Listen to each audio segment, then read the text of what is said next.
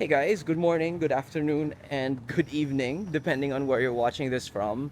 So today I am basically restarting my off-road and general motorcycling journey.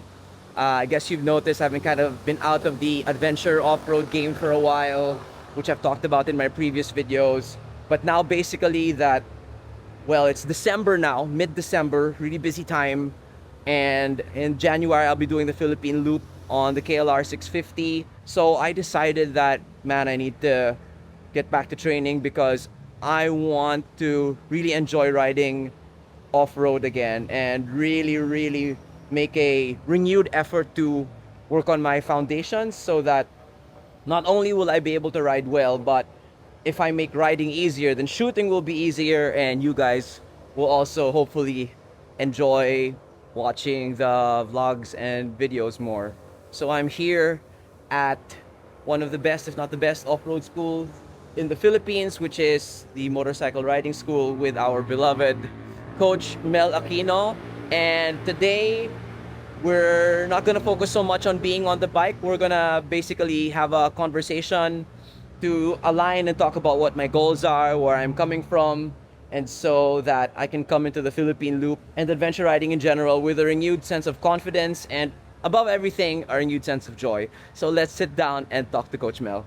All right, Hi. hey, morning, Coach. Thanks for having me here. So, for those in my audience who don't know you, could you please introduce yourself to Yan. here? So guys, my name is Malakino. I'm the head coach of the Motorcycle Riding School Philippines, and we are here located at KRBMX Speedway.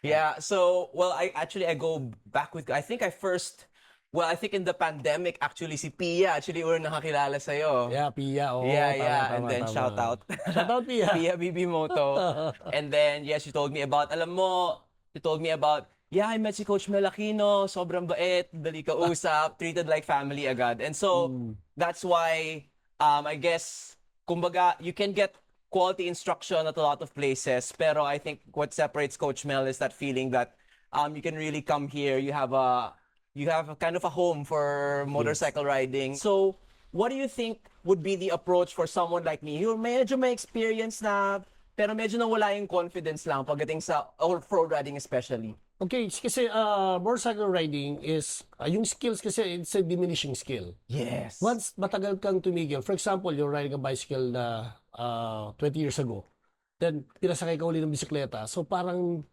malaki yung pagbabago. So parang ibabalik mo ulit. Pero the good thing about it is, pag ibinalik ko yung basic, so meron tayong back to basic eh. So dadaanan uli natin yung mga basic skills natin, katulad ng cornering, braking, tsaka acceleration. So dito, inahati natin sa 5 yung ating courses. No? Meron, well, kung paano ko siya itinuturo is, for example, pre-ride inspection, bike handling, riding posture, acceleration and braking, at saka cornering. So lahat yan, ibine-breakdown natin ng tidbits na kung saan hindi masyadong technical. Kasi minsan pagka sinabi ko lahat yan sa isang upuan, ano nangyayari, no, overwhelm yung estudyante or Yes. aba yung sobrang knowledge na parang, coach, anong uunahin ko? So, dito sa years ng pag-ooperate natin ng school, nakita ko na kung paano ko siya i-explain and paano mas madaling maintindihan ng estudyante. So, yun yung ginagawa natin ngayon. Actually, so I wanted to focus on may specific thing ka. Kasi ako rin, maraming off-road workshop na rin ako na-attend. Mm, Sobrang important yung minention mo na diminishing skill siya. Kasi yes. parang hindi mo makukuha yung skill in one intense day or one intense weekend. Totoo yan. So, I guess can you talk about ano yung experience mo, idea mo about yung importance na pagdating sa off-road na consistent yung practice, yung training? Well, kung sa road ang pag-uusapan natin, everyday sumasakay tayo ng motor going to work. Ayun, okay lang yon. Pero kasi meron kasing skill or meron kasing maneuver sa motor, sa road, na hindi mo naman po pwedeng gawin sa road. Yeah. Kasi magiging parang reckless rider ka Yeah, naman. yeah, yeah. So, may study kasi, katulad ng Motorcycle Safety Foundation sa States, after nila mag-aral, lagi nilang itutulak yung estudyante, if you want to improve your skills more, you enroll on a dirt bike school. So na dito sa ating school, or dito sa ating area, kumbaga, yung hard braking, for example, yung locking the rear brake, yung slide ng rear tire, Minsan kasi pag umi-slide sa road, parang, uy, nag-slide. Parang Yeah. naninigas ka Freeze na. agad. Oo, freeze ka na Oo. kaagad. So, nawawala yung parang paano mo i-correct yung Yeah. ganon. Sa dirt, parang sa una, medyo kakaba ka, pero habang tumatagal, you can actually maneuver the bike na while sliding your rear tire or locking your rear brake. Pero, lagi ko kasi ina-assess yung student. Yeah. Gusto ko kasi malaman, ano ba ang gusto ng estudyante? For example, custom fit. Yung rider, hindi naman racer. So, hindi ko tinuturo yung trail braking. Aha. Kasi pag tinuro mo yung trail braking agad, ilang beses magsosoil sample yan. Ibig sabihin, kakalat lagi yan. Yeah. Yan. So, madadala. Soil sample. Oo, soil sample. So, madadala yung student. Yeah. Pero kung sisimulan ko siya doon sa nakikita ko, for example, we will be doing the basic bike handling. So, Yeah. doon pala makikita ko na kung gaano niya ka-experience sa bike eh. So, pag nakita ko, uy, medyo alanganin pa siya rito, then, sige, ito naman yung gawin natin. Pag pinagawa ko naman yun at medyo nahirapan siya, isisimplify ko pa. Yeah. As much as possible, bago kami pumunta sa isang drill, kuha na niya to. Kasi progressive drill tayo. Yes, oo. Ayun, again, you pointed out something really important that I think it's something na I want to make room for sa conversation around off-road riding and adventure riding. Kasi syempre, ang mga nag-popularize ng off-road riding, most of these people, mga influencers or creators na nakita natin, marami dyan kinalakihan ng off-road. Yes, totoo yan. Pero may mga students like me na came into it very late. And so, ang napansin ko sa dami ng, syempre marami tayong friends na mahilig mag-off-road, Yes. napansin ko na malaki yung difference ng fear threshold sa adult learner, lalo na walang background sa bicycle, mountain bike, ganun. So, focusing specifically on that, ano yung magiging approach natin, I guess, to really, kasi parang yung fear threshold holds back all other skills eh. Yung Yes, totoo yan. sabi mo nga, nag-freeze agad. Nag-freeze, Nawawala lahat. So, ano yung approach natin sa really addressing that fear threshold to, I guess, unlock all of the other skills? Well, unang-una, yun nga, yung we give them the basics muna. Yes, so talagang yun. Yung pa rin talaga. Kaya, for example, nagro-road siya. Okay, so we have this courses na inaano natin, offer natin. So we have the Learn to Ride program. Right. Ito yung talagang zero knowledge. Marunong mag-bike, pero hindi pa nakapagmotor. So we teach them on an off-road setting. Bakit? Kasi pag bumuhal yan sa semento, ayaw na yan eh. Ayaw na agad. That's so Alam true. natin na pagka lupa yung binagsakan, ayun na pala yun. Yeah. Diba? So, dun sila actually nasasanay sa off-road setting para pagdating sa kalsada, madali na. Yeah. Second is we have the basic off-road. Yeah. Yung basic off-road, ito yung dinesign namin para sa mga nagmumotor na talaga Yes. sa kalsada. Yes. At first time nila sa off-road. Yeah. So, iba ang riding posture pag nasa road, iba rin ang riding posture pag nasa dirt. Yes. So, ini-introduce natin yung basic posture na yan. Yung seven riding posture, which is mata, balikat, siko, kamay, bewang, tuhod, paa. Yeah. Yan. So, after lang matutunan yung basic off-road, so ganun pa rin. Tinuturuan pa rin natin sila sa dirt kung saan para mas mag-level up pa yung kanilang confidence. Pagdating sa pangatlong course, we have this trail ride module. Okay. Okay, yung trail ride module, kung sa basic off-road, medyo mabilis yung takbo nila, sa trail ride module, medyo papapagali natin sila. At dito, tuturuan na natin silang tumayo. Right. Ayan. At syempre, dito na yung medyo mas advanced ng konti. We call it basic trail riding module kasi ang advanced natin kay Coach Kaloy Gaston eh. Yes. Medyo pag gusto mo na talagang medyo mahirapan at talagang may technical skills. technical skill Yeah. kay Coach Kaloy na eh. Yes. Kasi si Coach hindi siya sanay magturo ng eto yung tuturo niya ngayon, bukas ito naman yung tuturo niya, bukas ito naman yung tuturo niya. Medyo yung patience ni Coach. Gusto niya yung marunong na. Yes. Kaya pag nadala na yung estudyante ron, Pag ready na. dinadala ko kay Coach. Minsan naman, pagdating kay Coach Kaloy, well, back job. Kailangan balik sa foundation. Balik sa foundation, which is yung basic natin. Pero tama naman. Maganda at least na may ganong assessment. Yes. At doon naman, yung sinasabi natin na pagpe-prepare ng kung paano papahabain pa yung threshold. Actually, yung estudyante kasi pag natakot or pag may fear ka kasi hindi mo magagawa yan. Yeah. Yun yung napag-usapan. May mga nagtanong sa akin, Coach, di ba, yung ginagawa nyo katulad ng wheelie, parang lakas ang loob ng mga rider na gano'n, no? Yung mga ganyan. Sabi ko, hindi lang basta lakas ang loob yun. Correct. Kailangan alam mo yung ginagawa mo. Yes. Kasi once alam mo yung ginagawa mo, pag nakita ka ng ibang tao, iisipin lang malakas ang loob mo. Kung ba't nagagawa mo yan. Madali na yun sa'yo. Madali na yun. Kasi ibig sabihin, yung threshold ng sinasabi natin na parang may fear ka na gawin to, hindi mo kasi siya ma-overcome kung hindi mo aaralin. And that is where we are starting. Aalamin Yes. natin kung ano yung kailangan ng estudyante, saan siya nahihirapan, and focus ako doon. Yes. Yun, yung kakasabi mo lang actually, I think that's so important. I think kasi guys, when we look at from the outside, the skilled rider, like si Coach Mel, nagsa-stunt riding to sa pelikula, nag-bihis babae to Yeah. sa motorcycle. Ayan. Totoo yan. So when we see that kasi I think automatically iniisip natin ang lakas ng loob niya. So dapat unahan ko ng lakas ng loob para magawa yun. Pero actually, that's a kind of a dangerous approach. Dangerous kapag approach. dinadaan mo sa lakas ng loob. Fundamentals talaga Yes, muna. kasi pagka puro lakas ng loob at walang proper instruction, hindi mo magagawa kasi dalawa lang yung iisipin mo niyan eh. Parang magagawa mo yan or hindi mo magagawa yan, pwede kang kumalat. Yes, Ayun lang ang exactly. problema. Pero pag sinabi ko na sa student, basta ito gawin mo, sunod ka lang sa akin. Yes. Pag hindi kayo nakinig sa akin, kakalat ka. Yeah. So, parang ganito, ito yung pinag-uusapan namin ng mga coaches namin. Actually, sobrang eksakto yun dun sa sinabi mo kanina na yung mga ganyang mga wheelie, mga jump, Oo. hindi siya actually Lakas parang ng loob. byproduct siya. By product na siya. Oo. Oo. So, again guys, in other words, I think what I want to personally impart is kind of building skills in motorcycling.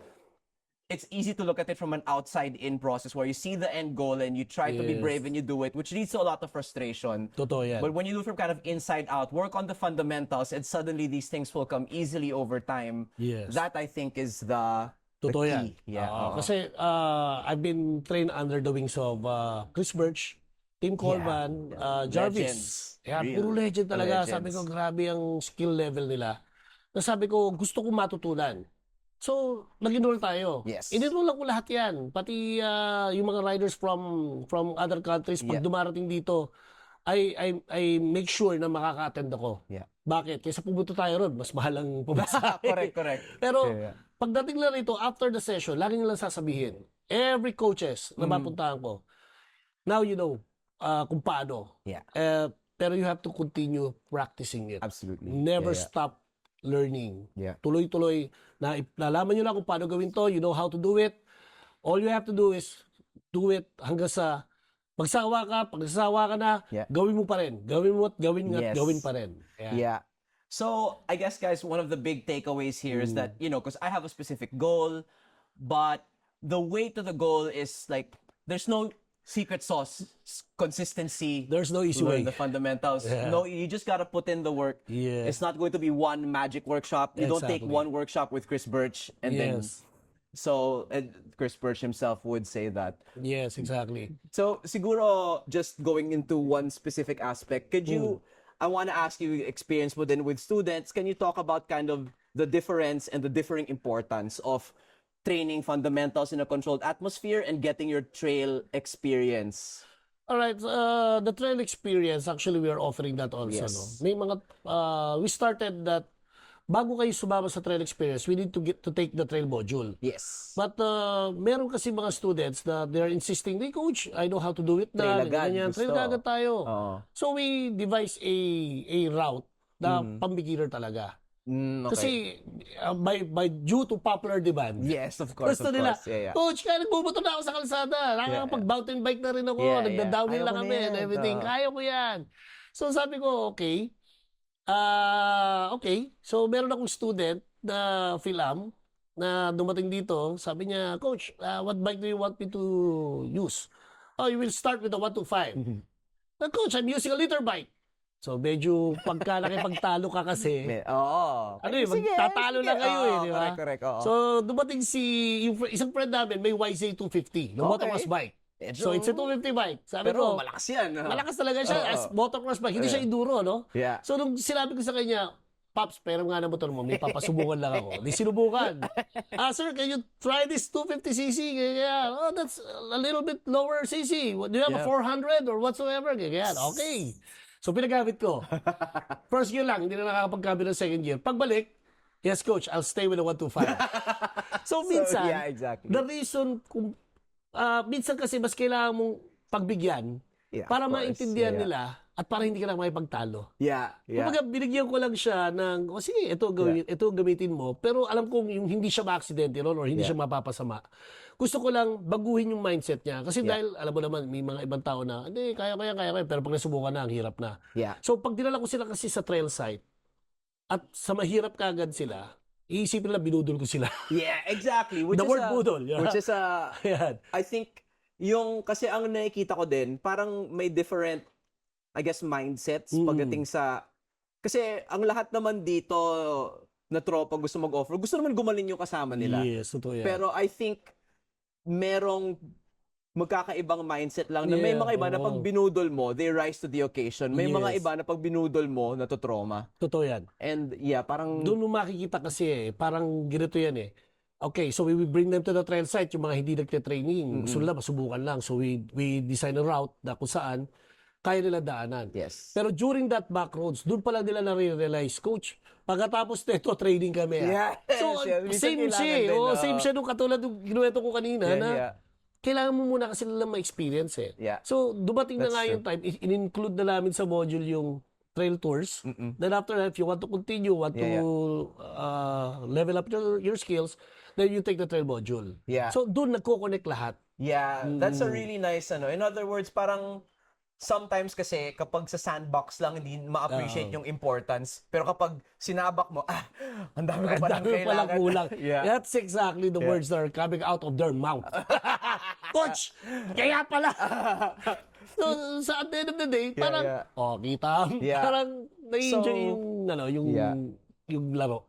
In other words, maganda talaga yung necessary talaga to have both kasi they feed into each other. Yes. Yeah. Siguro on that note, I'm wrapping up na. I have last two na things that I want to talk about. Can you talk about, again, I think very relevant topic here, lalo na dito kasi kung gusto mong lumayo, galing kang Manila, kailangan naka-big bike. So can you talk about the process ng skills transfer between a small bike and a big bike? Kasi hindi maiwasan, syempre, gusto natin isa lang motor natin para makatipid. Minsan, magsisimula tayo mag-off-road. 190 kilos agad yung bike natin. Yes. So can you talk about how, kasi napapansin ko, lalo na sa coaches mo, nakikita ko sa FJ, kadalasan naman, small bike gamit, pero pag isabak mo sa adventure bike, ang lakas agad. So can you talk about that process ng skills transfer from small to big? Okay. Adventure bikes are considered dirt bikes. Okay. Malaki lang. Malaki. Yeah. So, the skills that you can accumulate pag nasa enduro bike ka or nasa small bike ka is you can transfer that skills eh. You can transfer the technique. yeah. The problem with bumili ka kagad ng malaking motor, yung skills mo, wala pa dun. Kumbaga parang meron tayong 5 factors in choosing a motorcycle. Yes, yes. Number 1, this is what we call displacement or gaano kalaking engine yung kailangan mo, engine size. Number 2 is yung weight ng bike. It should be 3 times your body weight. Yun yung parang eksakto muna. Huwag ka lalagpas doon. Yeah. So kung mas mababa sa 3 times your body weight, okay yun. Manageable. Yes. Okay. Number 3 is the seat height. Hindi lahat ng rider kasi kaya sa akin yung matangkad na motor. Yes. Kaya meron tayong bike handling. Tsaka yung shifting nung paano mo i-handle. And then number 4 kasi, eto na yung tinatawag nating lapad ng bike. Gaano ba kalapad yung kailangan mo? Yeah. Diba? And yung panlima is yung types of usage. Yeah. Now, considering you are an experienced rider na, para ka ng doktor. Bakit ka parang doktor or para ka ng artist? Kasi, kung magra-ride ka, ang totoong rider, hindi lang isa motor. Yeah. Okay? So, there are, kung rider kasi parang kang doktor, you have a proper tools on Yes, how to, the right tools the for right the tools job, for the right job. Now, if you're going expressway, syempre, hindi ka pa pwedeng below 400. Yeah. So, you need a bigger displacement. Yeah. Pagka nag-technical trail ka naman, you need a lighter bike. Yeah. So, hindi na, well, pagka nasanay ka sa trail, using your lighter bike, pag bumigat na yung bike mo, lumaki na, that skills can be applied doon sa motor na makukuha mo na mas malaki. Yes. Yes. So, yung basic fundamentals pa rin yung pinakasusi. Sa Still the lahat same. ng gagawin mo, pare-pareho may clutch, may throttle, may rear brake, may front brake, at may cambio. You just need to adjust doon sa weight ngayon ng bike. Yeah. Kaya may ibang training ang adventure bike. Yes. Pero lahat halos ng ginagawa namin sa ADV, nanggaling yan, pinaka-basic niyan is enduro. Yes. Kumbaga talaga still all goes back to fundamentals, Fundamentals. practice, gano'n. Kumbaga if anybody's watching, wondering, ano ba yung, kasi ang uso sa YouTube, yung the secret to becoming a good rider. There's no one tip from anyone, I think, that will transform your riding overnight. Yes. Yeah. I think it's the continuous application and practice. Kumbaga sa libro, hindi mo pwedeng basahin yung gitna kaagad. Kailangan mo simulan yung pinaka-front page. Yeah, Hindi mo yeah. alam kung ba't si Maria ay nag-aaway kay Anton at kung sino ba yung Yeah, yeah. Exactly. Pero of Simulan sa course, simula. every story starts with once upon a time. Yeah. And then yung huli, and live happily ever after. Ayun. Para ma-reach mo yun, you have to continue doing it and continue improving your writing skill. So, sobrang perfect ng kakasabi mo lang kasi that segues perfectly to my last question. Ayan. Ang napansin ko kasi sa'yo, Coach, yung, again, I've worked with a lot of coaches, everybody's good, I learned so much from everyone. Ang napansin ko lang na iba talaga sa'yo, Coach, is, grabe, enjoy na enjoy ka talaga mag-ride. Yung smile mo every time you get on a motorcycle, kahit araw-araw mo itong ginagawa. So, Coach, ano yung, bakit sa'yo, what's the secret? Kasi yun ang gusto kong ma-achieve, ang joy in riding. So, bakit sa'yo mo mag-ride?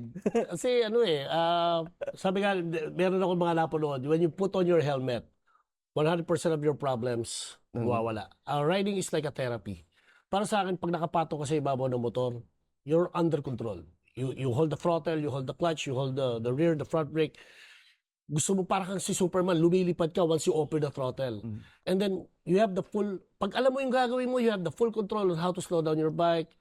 Iba yung ibinibigay kasi ng pagmumotor sa atin eh. Yeah. It's like a therapy. Kung mapapansin nyo, mostly mga students ko, mga businessman, mga doktor, abogado, and yung medyo Professionals. stressful yung Yeah, trabaho. exactly. Pero pag sumakay sila sa motor, may time pa nga na wala kaming signal dito, tuwan-tuwa sila dahil walang signal. Pero at the end of the day, yung happiness na meron ako, gusto ko ma-share kasi. Gusto ko i-share yan na That's it. sobrang contagious ba tawag doon? Na Yes. pagka, Yes.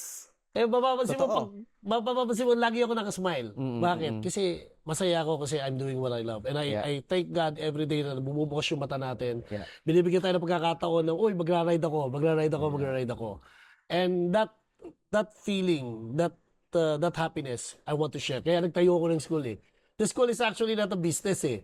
Pero ito yung parang, dito ako masaya eh. And this is how I feel happiness and joy na lahat ng problema, once sinuot mo yung helmet mo, tapos na. What can I say, guys? I just love that idea. You said na the school is essentially just a byproduct, puro Yes. byproduct, a byproduct of you wanting to share the joy you find in motorcycling. And sa totoo lang kasi, iba yung feeling na you started from zero, and enjoy ka na magmotor nun, pero pagaling ka ng pagaling, and suddenly the motorcycle starts to open itself to you. Yeah. And like, I think the more skill you build, the more freedom you just have, and the more freedom you have, the more of that feeling you're talking about. Exactly. Ayun, so, dyan. yeah guys, I think I'm done talking. I think I want to start getting on the bike. Coach, thank you so much. Looking Maraming forward to salamat. the coming weeks and months. Thank you very much. We'll be Salamat. ready for my Philippine loop. But more important, we're just gonna enjoy the process, have some fun. Thanks, Coach. Let's go. Yeah, I'd say, yeah. Yeah. All right. Thank you so much. That was so fun. And then Coach surprised me by putting me on what I think is the foundation for all of the world's best enduro riders that we see on social media, the Trials bike. And he warned me that I would be tired after just a few minutes. Front brake. Very smooth lang. So now, first drill natin ngayon, we'll be doing the static balance. Oh my gosh, okay. Ganyan lang. So the more that you need more weight here, the more you have to labas your tuhod. Yeah. Yeah, you make labas-labas na tuhod, okay? Make labas na You make labas na tuhod. Pinapawisin na ako agad. Hindi pa ako nagbabalance sa kahawak pa. Exactly. So ngayon, ang static balance, yan, mabigat yung kanan mo. Kunin mo yung gitna. So, Kunin mo yung gitna. okay, there. So ngayon, madidiscover mo, nasa hips lang yan, gumagano ka ngayon. So ngayon, gusto ko munang mag-focus, wala akong nasa Mandela. Okay. Focus ka lahat sa foot peg. Okay. Yung foot peg, yan yung stage 4. Tsaka mag-perform. Okay, so Mapawisin na. performance like Michael Jackson. Woo! Ba't talaga magsabi si Coach? Hindi ka naman, ano mo yan eh. Oo. Akala mo kahawak ko yan kanina pa, hindi kita hita. Nililibang kita. Okay. Kasi para makita mo na pagka kasi nakatingin ka sa baba, binamagnet ka. Okay, so ngayon, para malusan natin yan, tanggalin ko yung mga Whoa! There you go. So now, mas focus na ngayon. Nakatuloy hindi, friend. Tinanggal na natin yung kamay mo ngayon. Ba't di mo pwede tanggalin yung kanin mo? High five! Kasi gagalaw. High five! Oh. Post na tayo sa camera. Oh, this is so great.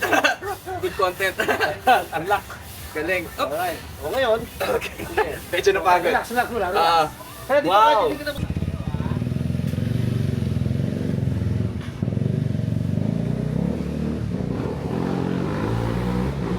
There you go. Now you're moving your knees. That's good. Yeah. That's good. Nagiging deck, nagiging second nature na yung tuhod. So, nilo-lower ko ngayon to, dito. Para mas maiging yung right ng sagat. At parang ko ba yung aking inner neck, inner foot? Yeah. Masas yan. Sa sobra, mas ko lang konti. Sige, balance. Ulit. Kaya mo yan. Ay, ah. So, magmamadali ka ulit. Kinuha mo si Chamba. Yan! There you go. There you go. Good job. Stop. Balance, balance. Smooth release. There you go. Good. Closer, girls. Up. Knee out, knee out. Right knee out. Ready. There you go. Right knee out. Smooth, throttle. Smooth, smooth, throttle clutch. There you go. So wow, that bite looks so small and harmless, but it's true. After 15 minutes, kailangan na magpahinga. So, Coach, Yeah. thank you.